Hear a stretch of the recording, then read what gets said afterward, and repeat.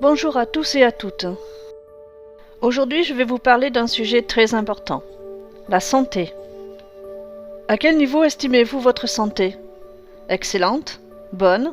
Assez bonne? Médiocre? Comme vous le savez, nous sommes faits de plus de 70% d'eau. Pour vivre, nous avons obligatoirement besoin d'air et d'eau. C'est vital. Malheureusement, l'air qu'on respire est souvent pollué. Les médias en parlent fréquemment. Les villes sont les premières touchées, les habitants en pâtissent. On essaie de faire des choses, comme les voitures électriques, se rendre au travail en métro, en tram, en vélo, voire même le convoiturage. Il existe même des appareils qui purifient l'air dans les habitations. Mais lorsque nous sommes à l'extérieur, nous respirons toujours toutes ces particules qui sont néfastes pour notre santé. De plus en plus d'enfants ont des problèmes respiratoires. Malheureusement, nous n'avons toujours pas la solution pour pallier à cette pollution de l'air. L'eau. L'eau est également vitale à notre vie, notre santé et à celle de nos proches. Aujourd'hui, rester en bonne santé est une priorité. Qui dit bonne santé, dit pas de soins, pas de médicaments, pas de souffrance, pas de dépendance médicamenteuse et pas de dépenses. Être en bonne santé, c'est pouvoir vivre sa vie pleinement. Alors, les premières choses à faire pour cela est de manger sainement, faire un peu de sport, boire au moins 1 litre d'eau par jour. 100% des Français savent qu'il est important de bien se nourrir. De plus en plus de gens vont chercher leurs fruits et légumes chez le maraîcher, chercher les œufs et la volaille chez le fermier, etc. Mais qu'en est-il pour l'eau? L'eau est un élément essentiel pour le bon fonctionnement de nos reins, nos muscles et de notre cerveau.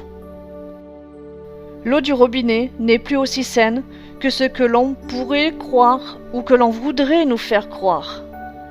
Quand le fournisseur de l'eau ou le maire vous préconise de ne plus consommer de l'eau du robinet pendant une période donnée, car elle est impropre à la consommation, cela veut dire que toute l'eau consommée ou bue avant l'interdiction était déjà impropre à la consommation. Les parasites, les microbes, les antibiotiques, les polluants, les désherbants, etc. sont déjà dans votre corps et de plus, sachant qu'on peut ne pas être informé de ces restrictions pour X raisons. Des restrictions d'eau, ça arrive souvent, trop souvent, récemment encore dans les Landes, mais aussi à Grasse dans le sud de la France, où même des personnes sont tombées gravement malades à cause de l'eau. Je vous joins des articles. Regardez.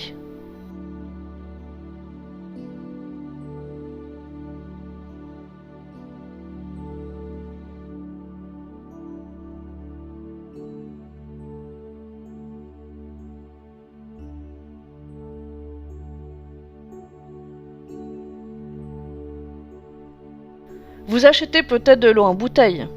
Malheureusement, le plastique pollue énormément. Saviez-vous que seulement 59% du plastique est recyclé? Tout le reste, on le retrouve dans la nature. Chaque année, en France, plus de 80 000 bouteilles sont collectées sur les plages, lacs, rivières, forêts. Connaissez-vous le 6e continent? Et maintenant le 7e continent?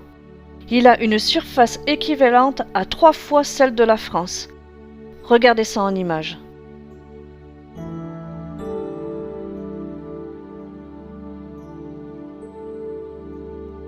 C'est triste.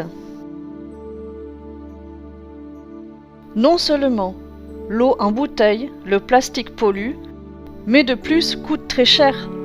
Et cela juste pour boire. Car je suppose que vous préparez vos repas, lavez vos légumes, faites votre café ou thé avec de l'eau du robinet. Ce qui revient au même. Vous consommez du coup des polluants, des antibiotiques, etc. En moins de quantité, mais quand même présents dans votre organisme.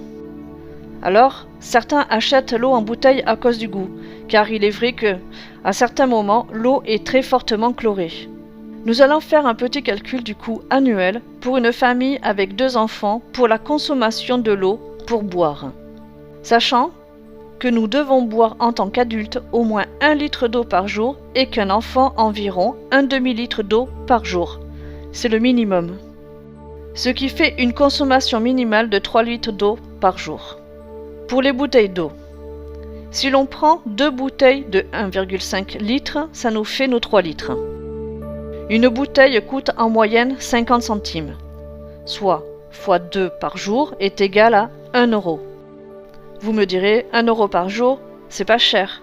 Mais si on fait le calcul pour l'année, ça fait 365 euros juste pour boire de l'eau. En ce qui concerne l'eau du robinet, l'eau du robinet coûte en moyenne 0,009 centimes d'euros TTC le litre. Si l'on prend le prix multiplié par 3 litres, c'est égal à 0,027 centimes d'euros par jour. Soit pour l'année, 9,855 euros d'eau pour boire par an.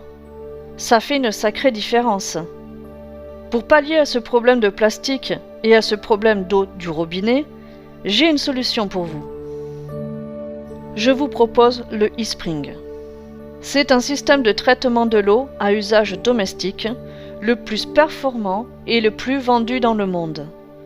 Grâce à sa cartouche de carbone à base de noix de coco et sa lampe UV, il permet de détruire la présence de 160 polluants ayant un impact notable sur la santé, comme le plomb, le mercure, les particules jusqu'à 0,2 microns, y compris l'amiante, les sédiments, les saletés et le tartre. 33 pesticides et leurs sous-produits. 13 sous-produits de désinfectants. Le radon et les produits de désintégration du radon présents dans l'eau potable. 9 polluants pharmaceutiques. 42 perturbateurs endocriniens connus et ou présumés. Mais aussi les substances cancérogènes présumées potentiellement présentes dans l'eau. Il élimine 99,99% des bactéries et virus susceptibles d'entraîner des maladies. Il améliore le goût, l'odeur et la clarté. Il améliore le goût des boissons à base d'eau filtrée. Il n'élimine pas les minéraux bénéfiques tels que le calcium, le magnésium et le fluor. Il fournit un débit exceptionnel de 3,4 litres d'eau traitée par minute. Une eau pure pour boire, mais aussi pour votre thé, café, préparez vos repas, vos pâtes, riz, lavez vos légumes.